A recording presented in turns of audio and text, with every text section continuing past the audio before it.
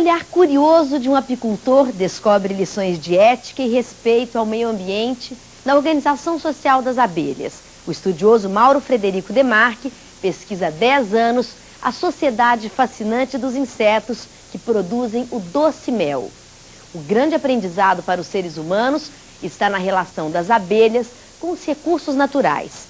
Um perfeito equilíbrio entre o que elas recebem e devolvem ao meio ambiente.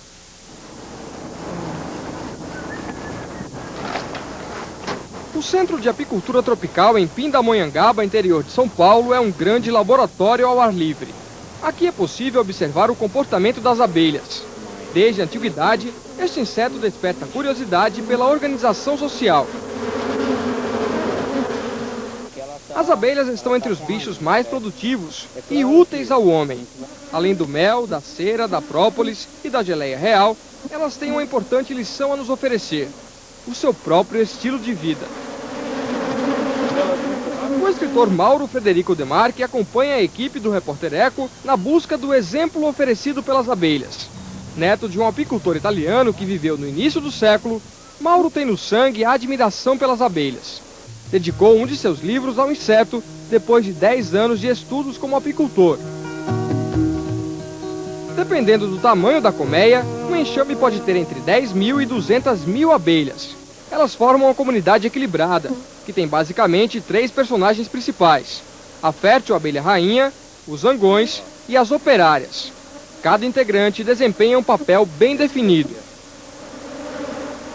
A abelha rainha ou abelha mestra é quem comanda o enxame.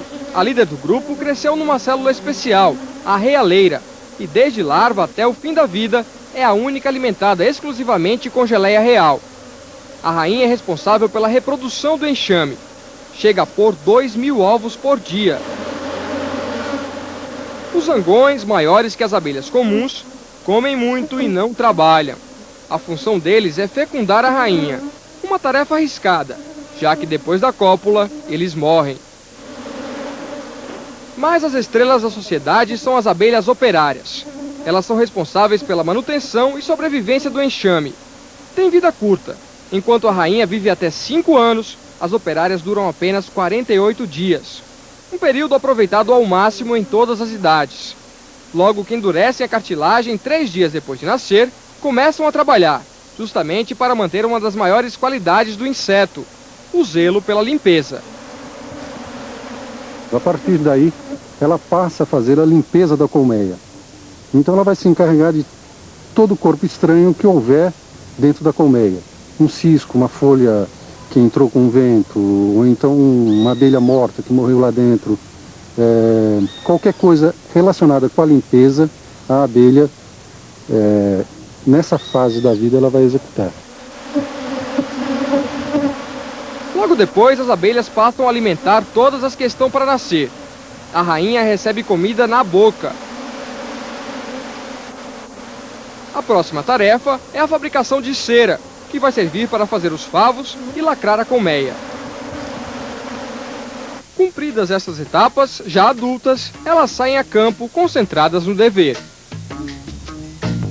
A partir do momento que elas começaram a vida diária, elas saem para coletar pólen, coletar néctar, resina de árvores para fazer o própolis, né? E cada atividade é executada com muita eficiência, com muita precisão.